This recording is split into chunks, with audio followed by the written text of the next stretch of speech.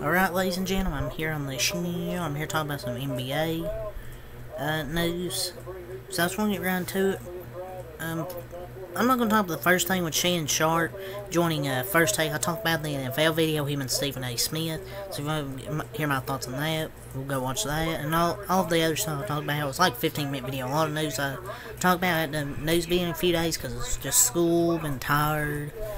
I've just been finishing the Dodger recaps at the night after the game. So, Andre Iguodala, he says if he ran a team, he'd take 95% of Miami's culture. Quote, you don't hear players get in trouble in Miami, that's all you need to know. In Miami, out of all the places, you don't see guys get in trouble down in Miami. Man, Andre Iguodala knows ball. I mean, he's not wrong. It's like a brotherhood in Miami because you never hear anything that bad happen there. Out of all places, though. I know people say, oh, no one wants a team full of undrafted players, but when you got a coach like Eric Spoelstra,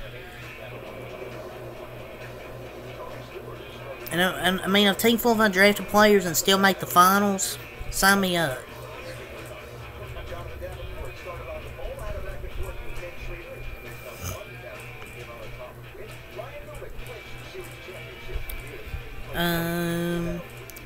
So Kevin McHale, he called out James Harden for, quote, being fat and getting him fired for benching him in the 2015 playoffs.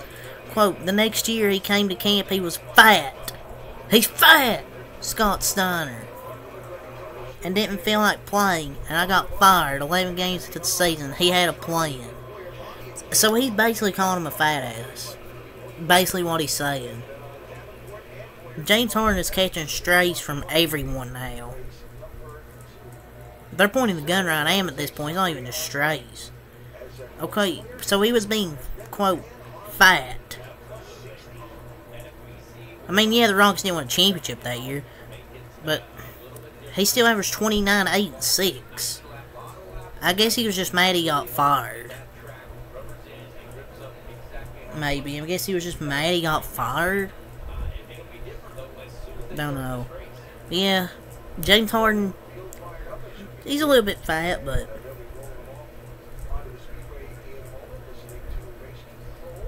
so Michael Porter Jr. Basically explained why he rarely passes the ball. He says, quote, I'm aware of the Michael never swing the rock Porter Jr. I'm one of the best shooters in the league, humbly. I don't see contest. It doesn't feel contest. If I don't see contest, it doesn't feel contested. He plays with the best passer in the league. I mean, he plays with the best passer in the league in Nikola Jokic.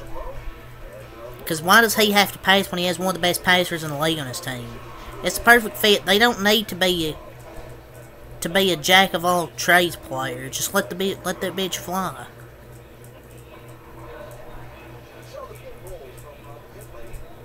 If his teammates say let it fly, let it fly.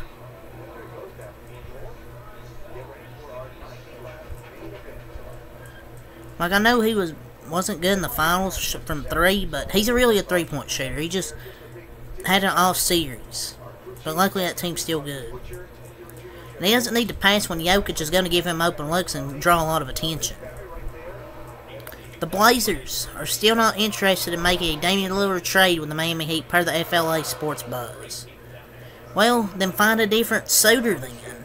If you're not interested in making a trade with the Miami Heat, then find a different suitor. I mean, he probably doesn't want to be traded to anywhere else though, so we know this. This is the longest, like, hostage drama I've ever seen. He could have been playing on a team with Jimmy Butler and Bam Adebayo, but he's going to be playing with Jeremy Grant and Yusuf Nurkic for the rest of his career. Oh, man. This is wild, man. This is insane, chat. Damian Lillard doesn't want to be there, but they can't, I guess they don't want to, I don't know why they're not interested in making a trade with the Miami Heat. I don't get it.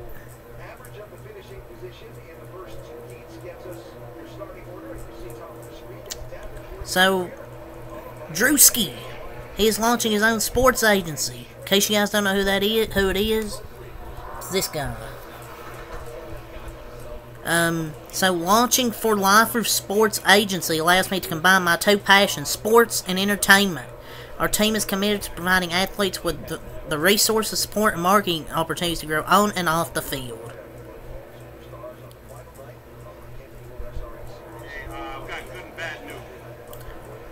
And I don't know.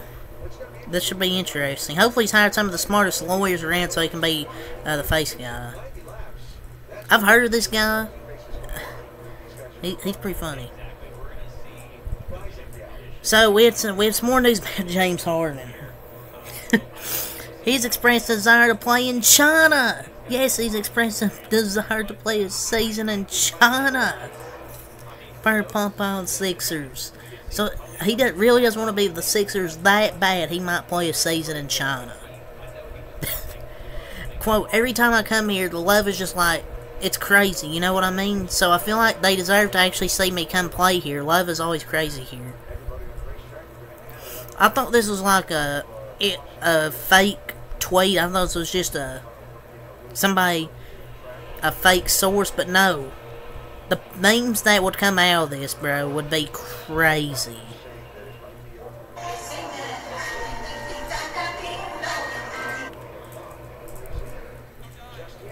I can't believe this, man. James Harden might actually fucking play in China. Get ready to learn Chinese, buddy. Get ready to learn Chinese. Per Mark Jones ESPN, Ben Simmons is in, quote, fantastic shape. Comeback season.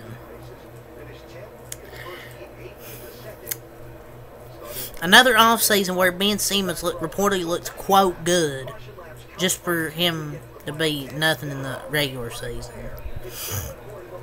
Ben Simmons cycle his off-season workout video. Season starts, plays terrible, gets a random back injury. That's the Ben Simmons cycle in a nutshell.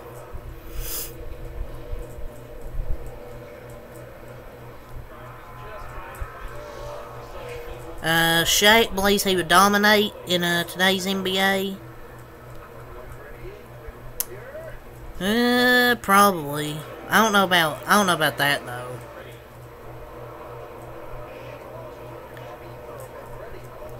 I don't know.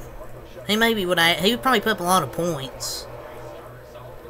He can probably dominate in any area, on and off the court. Pat Babson on his podcast, he believes Trae Young is reinventing the game and will carry the torch after Steph Curry. Quote, he's won plenty of games, he's hit plenty of daggers, he's reinventing the game. Whatever Steph Curry's leaving over, he's taking it and running with it. Took his team to the Eastern Conference Finals, he's won big on the road, end quote. I don't know about that. He just plays nothing like Steph. He's a playmaker first, because he's like more of a playmaker first, and then after that he's a scorer.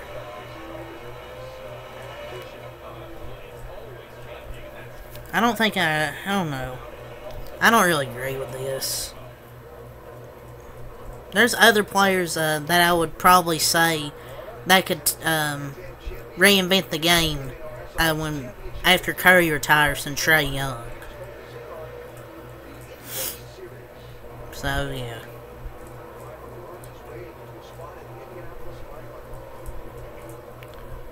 So, James Harden, he reportedly expected to receive a max contract for Daryl Morey in the Philadelphia 76ers per Eric Pincus. Quote, whether Morey promised it or not, multiple sources indicated Harden was under the impression he would opt out and re-sign Philadelphia in a max deal. A max deal? Who would sign James Harden to a max deal right now with his age? And he's just not as good as he used to be. Enes Freedom says he would average 60 points in the WNBA if he changed his name to Anisha in War Week. So he basically said, they're basically talking about the men, don't belong in women's sports. I don't want to get into that, because I don't really care. Why do we keep giving Enes Kanter freedom, whatever he wants to be called, screen time? Come on. No one cares about what Enes Kanter has to say. Yeah, sure, he could score 60 points, but he would probably give up those 60 points because his defense fucking sucks. So, per Kelly Iko, the Houston Rockets are a team to watch for Joel Embiid? I don't know if they're going to be a team to watch for Joel Embiid. From the last seed to the playing game. 76ers are going to be poverty, man, in a few seasons.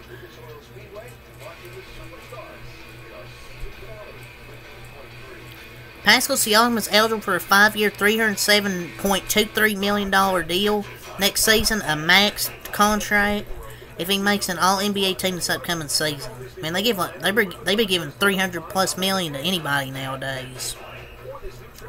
But yeah, that's really all to say for this video. So until next time, I'm out. Peace.